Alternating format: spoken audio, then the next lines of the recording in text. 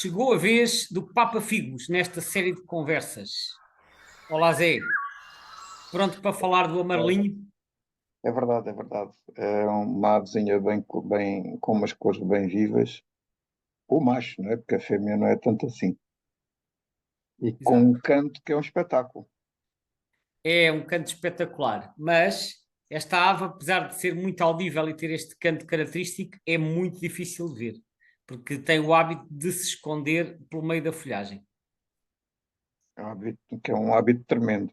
E apesar do macho ser amarelinho, assim, de um amarelinho vivo, quando está no meio das árvores, aquilo é difícil de ver. E olha que mesmo assim, nós, quando eu digo nós, é cá em Portugal, ainda vamos conseguindo ver a ave, porque as nossas árvores, como não são demasiado frondosas, têm sempre assim umas aberturas no meio, e nós, quando ouvimos os papafigos a cantar, depois espreitamos nas árvores e conseguimos, com alguma paciência, conseguimos vê-los. Mas eu fiquei com noção disto, porque há uns anos, eu estava a residir no Algarve e de vez em quando aparecia lá um amigo que vinha de Inglaterra e ia lá passar uns dias e gostava de ver aves. E um belo dia fomos até à Serra do Caldeirão e lá para as bandas de São Brás de Alportel e estávamos lá perto de uma aldeia, aparece um Papa-Figos a cantar e pousa assim num sobreiro, até razoavelmente disposto, e o amigo ficou muito contente por estar a ver assim um Papa-Figos tão bem, e teve-me a explicar que lá em Inglaterra, onde ainda por cima não há muitos, a espécie é relativamente escassa, ele diz que as árvores são tão frondosas e com folhagem tão densa que a pessoa consegue estar um dia inteiro debaixo de uma árvore de folhagem densa, onde está um Papa-Figos a cantar e está lá um dia inteiro, sempre a ouvi-lo e não consegue ver a ave. Isso é um Porque, bocado como o nosso roxinolzito pequeno, não é? Que ainda há dias também falávamos sobre ele e que também se esconde lá no meio dos exato, caminhos. exato, é um bocado, mas eu acho que é pior ainda, porque as árvores podem realmente ser muito grandes e com folha larga e folhagem muito densa, e portanto pode ser muito frustrante estar sempre a ouvir a ave e não a conseguir ver. Nós cá ainda vamos vendo, eles escondem-se, mas voam de umas árvores para as outras, pousam num sobreiro, ou num chopo, ou num carvalho, e lá vai dando um ar de sua graça de vez em quando. Pois, eu vê-las também já as vi, agora fotografar é para esquecer. Não é fácil, não é fácil, de facto, é um desafio. É. Olha, então, e por onde andavas tu quando viste pela primeira vez esta espécie? Foi no pulo do Boquilobo, no mesmo dia da ave anterior, que foi o Rouxinol Pequeno dos Caniços, no dia 25 de maio de 1989, portanto, maio é a altura que os Papafigos estão a cantar, e eu tinha ido com mais dois amigos que se interessavam pela observação, andámos lá a dar umas voltas pelo Paulo, aquilo além de ter lá os caniçais, onde nós vimos o Rouxinol Pequeno dos Caniços, também tem uns sobreiros, não muitos, mas tem umas matazinhas de sobreiros, e a certa altura começámos a ouvir este canto. Eu nunca tinha visto Papa Figos, mas já conhecia o canto das gravações, porque eu já tinha andado a estudar os cantos numas cassetes que o meu mestre Peter Harris, da Associação A Rocha, me tinha emprestado. E quando nós começámos a ouvir este canto, olhámos uns para os outros e dissemos: Isto é o amarelinho. Nós todos, os meus amigos, também já tinham noção do canto, e então estávamos todos confiantes que tínhamos ali um Papa Figos. Lá nos pusemos à procura de onde vinha o som e conseguimos ver a ave a esvoaçar por entre os sobreiros. Portanto, primeiro ouvimos, depois vimos.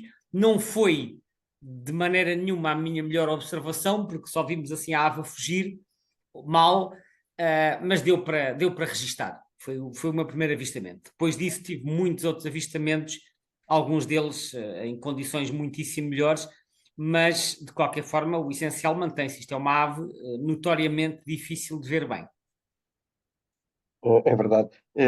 Há pouco também estávamos a dizer que ela é difícil de ver, e uma das razões é pelo facto que ela também não é propriamente uma ave muito abundante, não é? Não é muito abundante, mas em certas regiões do país até é razoavelmente comum.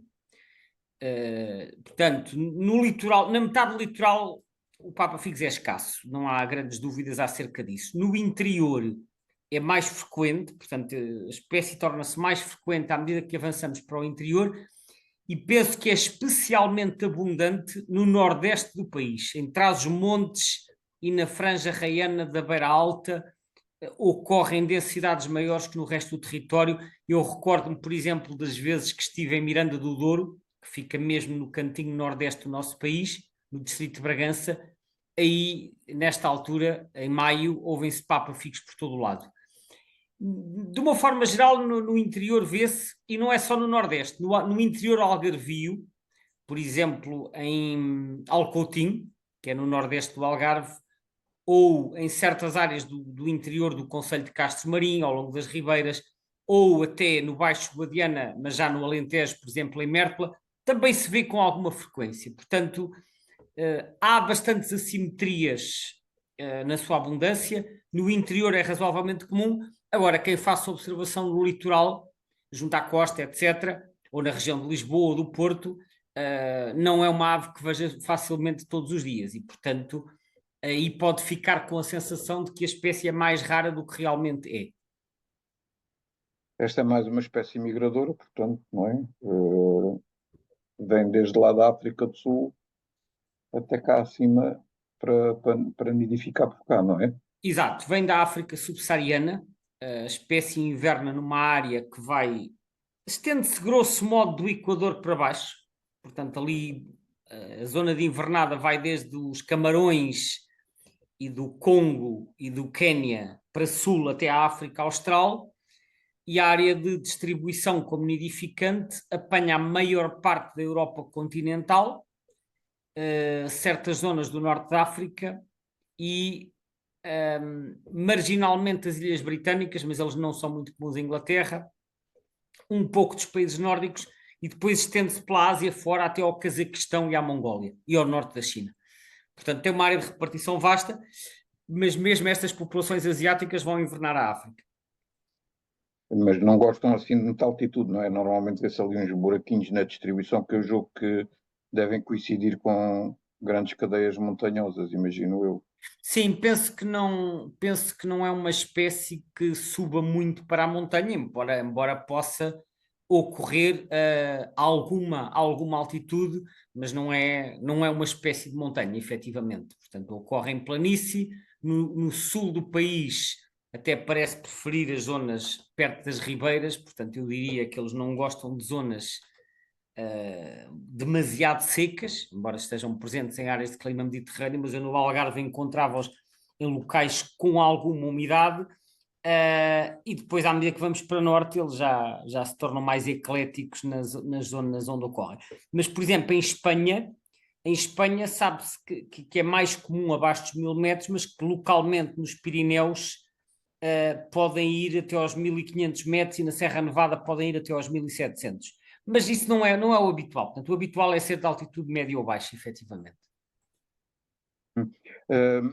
Esta espécie tem dimorfismo sexual, há muitas que não têm, esta tem, não é? Conta-nos lá aqui um bocadinho sobre como distinguir o macho da fêmea. Porque eu sei que há aqui uma série de nuances, Bem, particularmente quando a gente depois mete aqui os juvenis à mistura, não é? o macho adulto é fácil de identificar porque tem a cor amarelo viva, com as asas pretas e a cauda preta e o bico vermelho. Isso é o macho adulto. Agora, os machos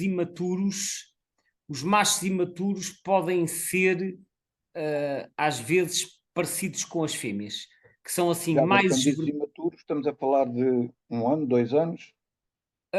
Eu penso que são machos de segundo ano, portanto, machos nascidos no ano anterior. Serão mais parecidos com as fêmeas, que é esverdeados e com algumas riscas no peito, ainda não tem aquele amarelo vivo.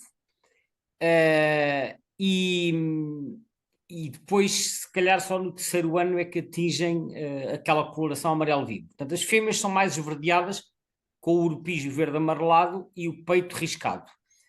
Tanto o macho como a fêmea têm o bico vermelho, um vermelho escuro, mas vermelho. Os juvenis são parecidos com as fêmeas, mas têm a característica de ter o bico preto, em vez de vermelho. Preto mesmo, preto, pois é. Sim, Engraçado. sim. Preto, enfim, talvez isto variará, às vezes castanho ou cinzento muito escuro, não quer dizer que seja preto carvão, mas é mais escuro. É uma das formas de distinguir as fêmeas dos juvenis no final do verão, antes deles irem embora, é olhar para a cor do bico. Se o bico for preto é um juvenil, se o bico for vermelho é um adulto. Ok, essa é boa, não sabia essa. Então, e diz-me uma coisa, em termos de reprodução desta espécie que vem cá reproduzir-se, em termos de calendário, quando é que nós a conseguimos ver aqui? Esta espécie chega bastante tarde. Normalmente só aparece em números razoáveis a partir de meados de abril. Não são nada frequentes antes de meados de abril. Quase todos os anos aparece alguém a dizer que ouviu um em fevereiro ou em março. E a maioria destes registros de fevereiro ou março não estão documentados, são sempre testemunhais. E eu, embora não excluindo a possibilidade de às vezes aparecer um ou outro mais cedo, eu sempre tive algumas reservas em relação a estas identificações auditivas, ou às vezes alguém que viu um a fugir por confusão com outras espécies. No caso dos registros auditivos, a confusão mais óbvia é com o estorninho preto, que faz muitas imitações e que tem particular habilidade para imitar o canto do Papa-Figos. No caso das aves a fugir, a confusão é possível com o pica-pau verde, que também tem assim o urupige amarelado e pode ter um voo um bocado ondulado. Portanto, eu acho que os registros feitos antes de meados de abril devem sempre ser confirmados visualmente, mas bem confirmados. Eu recordo-me uma vez há muitos anos, muitos mesmo, talvez no final da década de 90, estava com um amigo meu a fazer observação no Alentejo e depois, entretanto, às tantas separámos, ele foi aves para um sítio, eu fui para o outro e depois, era em fevereiro, se a memória não me falha, e depois no regresso ele disse-me, eu ouvi o Papa-Figos. E eu, tendo em conta a data precoce, porque fevereiro é muito cedo para Papa-Figos, perguntei-lhe, Papa-Figos é muito cedo, não seria um estorninho? Tu viste ou ouviste? E ele disse, eu ouvi. E eu, não seria um estorninho? E ele, não, porque não havia lá estorninhos. E eu perguntei-lhe, então, mas se tu não ouviste a ave, como é que sabes que não havia estorninhos?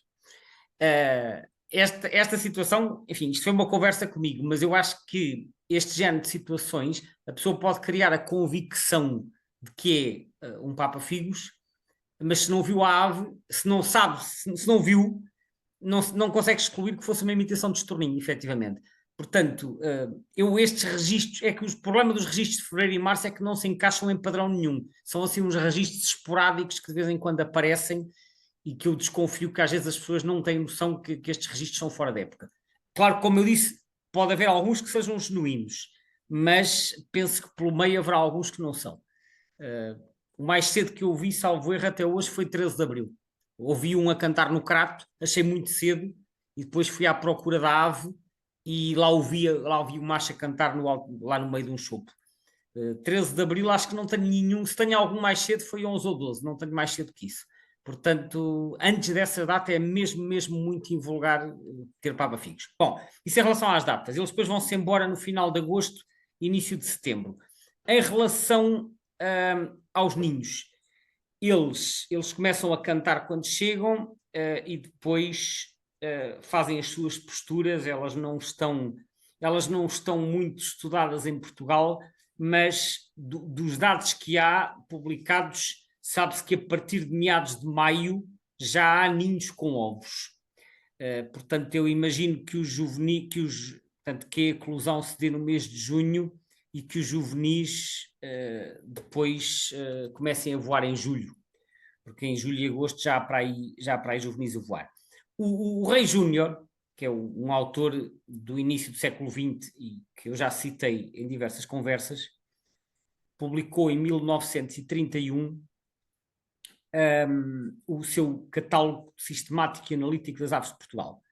E ele diz o seguinte: o seu ninho, suspenso na bifurcação dos ramos horizontais, artisticamente tecido em forma de cesta, é um dos mais belos das aves portuguesas.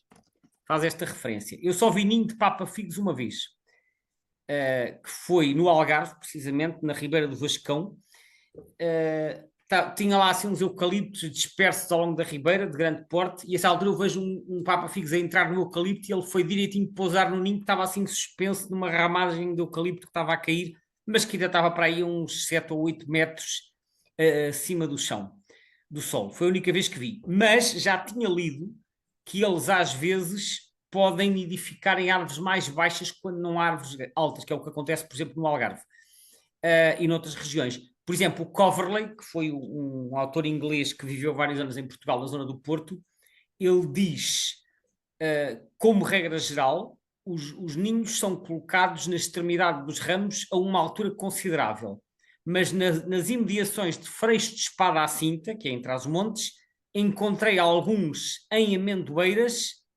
fáceis de chegar a partir do solo. Portanto, quando não há árvores altas, eles podem optar por árvores mais baixas. Eu também já vi isto referido noutros trabalhos. Portanto, eles vão se adaptando olha, às árvores que estão disponíveis em cada região.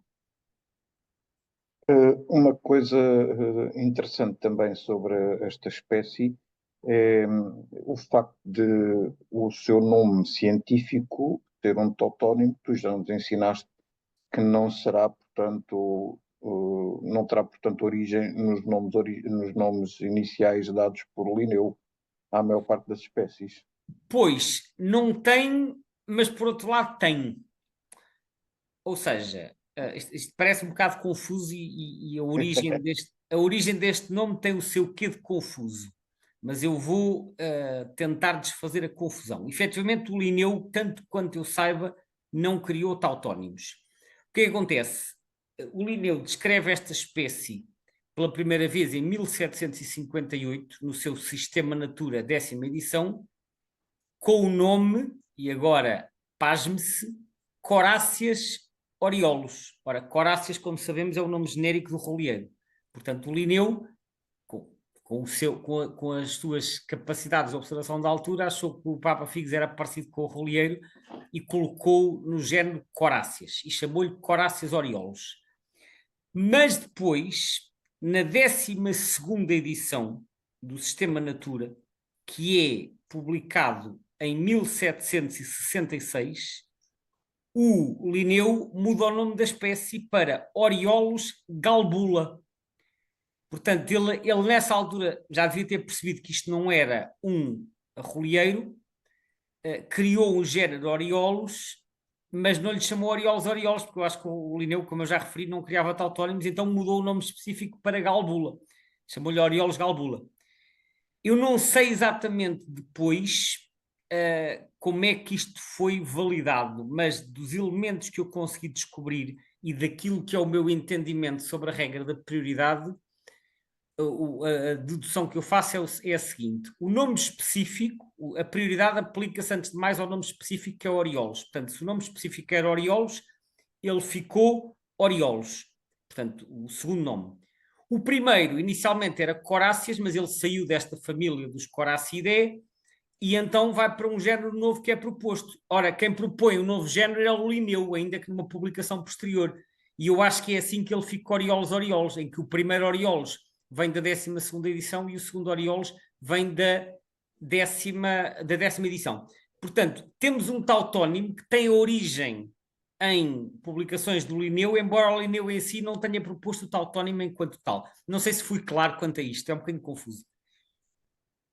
Sim, mas seja como for, do ponto de vista histórico, só agora mais recentemente é que esta espécie até foi separada de uma outra, portanto, Do do indiano, não indiano, é? sim, Do indiano.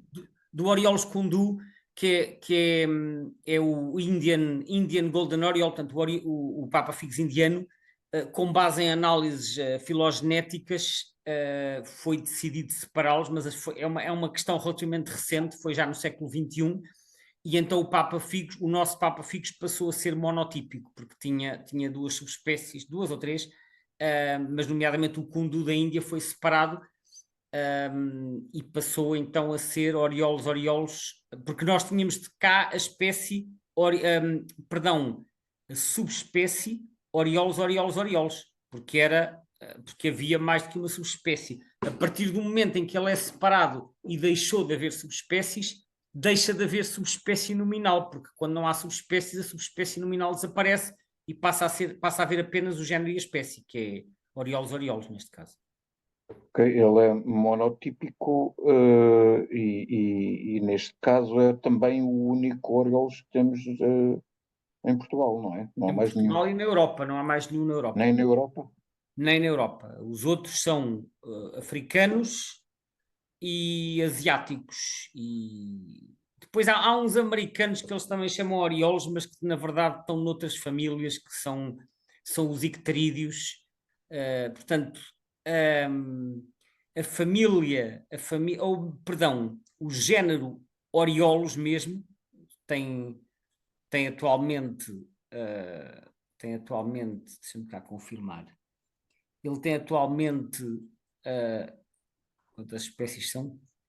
São 32 espécies e distribuem-se, portanto, há vários em África e há uma série deles na Ásia, incluindo até pelo menos a Papua e a Indonésia, portanto, eles têm uma área de distribuição vasta. E há também alguns endémicos em ilhas, por exemplo, há um papa-figos só de São Tomé, que é o Orioles crassirostris, há vários em África, portanto, mas sim, é um género do velho mundo. Olha, vamos tocar aqui no último assunto desta conversa, e que tem a ver, mais uma vez, com a questão do estatuto de ameaça. Quando eu olho para o mapa comparativo entre o segundo e o terceiro Atlas das aves nidificantes, aquilo que eu vejo neste caso são umas quantas quadrículas novas que eu presumo que se calhar tem a ver um pouco com aquela questão que já tinhas referido antes, de que a quadrícula no segundo e no terceiro Atlas não era propriamente coincidente. Mas vejo na orla, digamos assim, da área de distribuição, uma série de quadrículas onde ele deixou de ser observado. Sim, parece estar a haver uma redução quando Não é? No comparamos. entanto, vamos para o estatuto, e o estatuto é police concern, portanto, não Ele, preocupa. ele, é, ele está pouco preocupante porque a ave ainda assim é bastante abundante. Ele está estimado em 10 mil a 100 mil casais, que é a mesma estimativa que já vinha no primeiro Atlas em 1989. Agora, quando olhamos para o mapa comparativo, nós vemos que a região onde há maior quantidade de bolinhas vermelhas, que são aquelas onde a espécie terá desaparecido, é na metade litoral, no norte e no centro. Portanto, parte do Minho, Douro e Beira Litoral, certas zonas do Ribatejo e do Vale do Tejo e do Vale do Sado. Ao passo que na metade interior praticamente não há alterações. Portanto, terá havido uma redução no litoral norte e centro. Agora, essa é também a zona marginal de ocorrência. O que normalmente, quando há assim uma redução, ela dá-se nas zonas marginais. Curiosamente, em Espanha, a espécie está a aumentar. E, portanto, isto aqui pode ser apenas uma redução marginal. Em Espanha, ela está a aumentar, sobretudo na parte eurosiberiana, que é a região onde era menos abundante. Agora, deixa-me dizer-te que há algumas coisas estranhas com os dados de abundância desta espécie, porque quando nós olhamos para o Atlas Europeu e vemos o mapa de abundância, que aquilo está numa escala logarítmica, eles dão o papa-figos como sendo, em Espanha, particularmente abundante na Galiza, e os dados do Atlas espanhol não corroboram isso de maneira nenhuma. Portanto, há ali alguns números que não batem muito certo. Outra coisa curiosa que eu também notei, já que estamos a falar aqui de tendências e variações, eles no texto do Birds of the World, eu estava a ler a parte do Estatuto de Conservação, portanto, tem mesmo um texto que se chama Conservation Status, e diz assim: o limite norte, eles distribuem-se pela Europa toda, mais ou menos até à Dinamarca, pela Europa continental, e só entram marginalmente nos países nórdicos. E depois diz assim: o limite norte da área de distribuição moveu-se lentamente para norte. Por exemplo, O primeiro registro de observação na Dinamarca foi em meados do século XIX, na Suécia em 1932, no Reino Unido nos anos 60 e na Noruega em 1972, possivelmente como resultado de um aumento nas temperaturas. Eu li isto e pensei, cá está, sempre que há uma deslocação para norte, invariavelmente vai-se invocar as alterações climáticas. Pois, tu estás-te a rir, e eu também me ri um Claro que estou a bocado. rir. Pois, mas repara, é assim, isto é a explicação que não obriga a pensar. Basicamente, quando se expande para norte, epá, dizemos que é das alterações climáticas e não é preciso pensar. Só que quando nós olhamos para os dados mais recentes do Atlas, do segundo Atlas europeu e até dos sucessivos Atlas em Inglaterra, verificamos que em Inglaterra, onde supostamente apareceram nos anos 60 por causa das temperaturas, está a diminuir. E os países onde também está a diminuir é precisamente na Dinamarca e na Noruega. Portanto, eles estão-se a expandir para sul, embora na Suécia estejam a aumentar, na Noruega e na Dinamarca estão a diminuir. Portanto, se as temperaturas estavam a aumentar e eles estavam a expandir para norte, então agora estão a diminuir porque se supostamente as temperaturas continuam a aumentar. Mais uma vez, eu não tenho respostas. Estas análises são sempre complexas e raramente têm uma única causa. Normalmente, nem sempre, mas normalmente há questões de habitat ou de alimento à mistura. Não é apenas uma questão de temperatura. E, portanto, se esta expansão fosse generalizada para norte e fosse continuada ao longo do tempo, eventualmente poderíamos dizer que era disso, mas quando de repente há uma inversão dessa tendência de expansão para norte e a espécie começa a regredir, porque eles não estão a diminuir no sul, eles estão a diminuir precisamente a norte. E, portanto, se estão a diminuir a norte... Mas ali na zona das ilhas gregas e não sei o quê também, e talvez Chipre, não sei, também se nota ali uma zona. Nota-se, mas atenção, no caso da Grécia, o que eu tenho verificado é que há muitas espécies que neste segundo Atlas Europeu mostraram desaparecimento de várias quadrículas, e são tantas as espécies em que isso acontece que eu às vezes fico com a sensação que isso poderá ter sido um problema de falta de cobertura. Porque se tu fores ver logo ao lado, na Sicília, que está à mesma latitude da Grécia, tens uma data de quadrados azuis que indicam expansão. Sim, é verdade. Portanto, ou seja, eu não estou a dizer que as temperaturas não têm influência. Normalmente o clima é uma das variáveis. Não estou de maneira nenhuma a dizer que não é. O que eu apenas pretendo chamar a atenção é que não devemos cair neste facilitismo de achar que qualquer expansão para norte ou qualquer desaparecimento do sul é resultado de variações no clima, porque isso me parece uma explicação demasiado simplista. Há outros fatores à mistura e provavelmente teríamos que estudar bastante mais. Por exemplo, porque é que eles estão a aumentar para norte na Suécia, mas na Noruega estão a desaparecer, que até são países que estão à mesma latitude e que têm traços em comum. Mistério, não sabemos, mas há aqui se calhar ainda questões para tentar perceber melhor. Bom, vamos ficar por aqui, não fica mais uma conversona. Exato, a grande já ela vai. Pronto. É Só verdade. queria dizer mais uma coisa. Temos um webinário já no canal Aves de Portugal que se chama Olha o Papa Figos, portanto, que foi o título escolhido, Olha o Papa Figos.